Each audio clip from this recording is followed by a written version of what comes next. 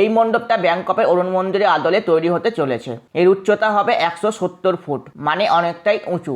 এই মণ্ডপের বাইরে এবং ভেতরে সামুদ্রিক ঝিনুকের কাজ হতে চলেছে।